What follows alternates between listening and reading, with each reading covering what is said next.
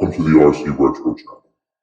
In this episode, we're going to take a look at the Tamiya Top Force in action on the track. And yes, the force is strong with this one.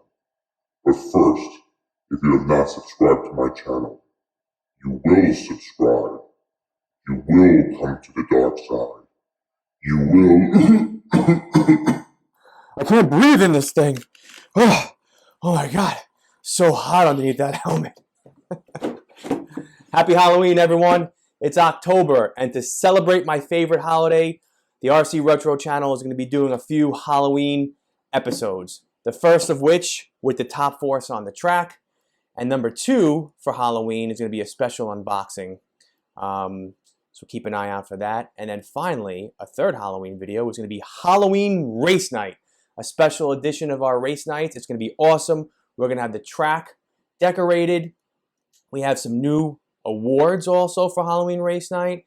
And we even have a slight modification to one of our races regarding motors. But I'm not going to tell you exactly what that is. You're going to have to keep an eye out for that video. So you definitely don't want to miss out on that one. As far as the Top Force, we're going to get it on the track right now, see how it handles. And then I'll be coming back here to just talk a little bit about it.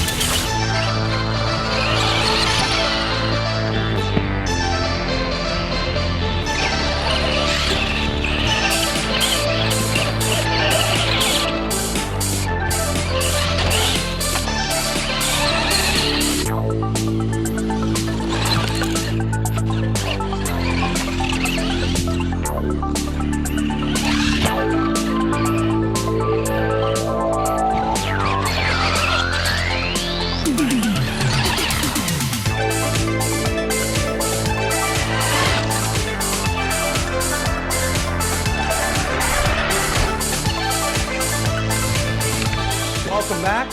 How do you think it went? Drop me a comment down below and let me know. For me, I have to say, this by far exceeded expectations. I was having so much fun out there. I ran 3 batteries through this.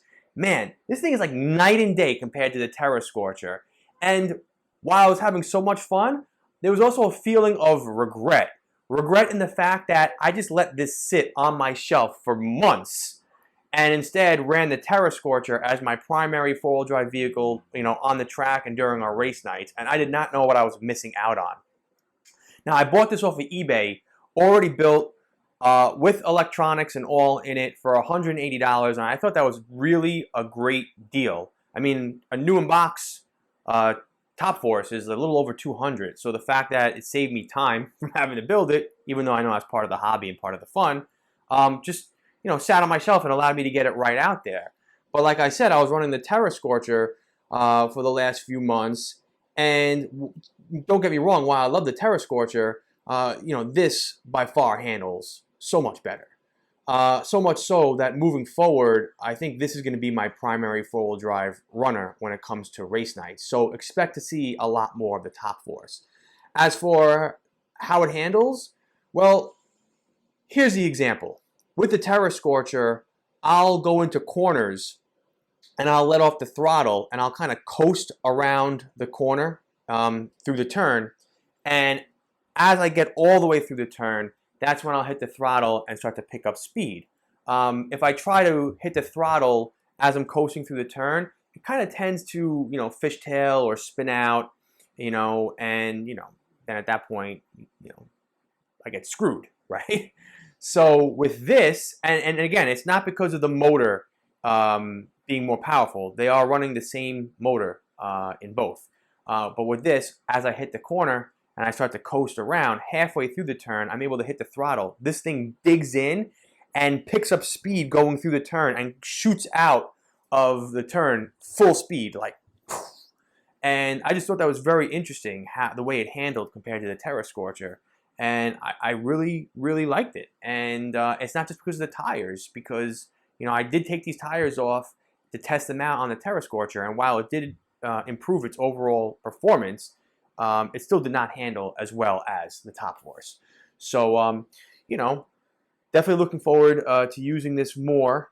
And the video footage you just saw was actually shot before Race Night 5. I know that video already came out, but I actually decided, based on how this ran, to use it in Race Night 5.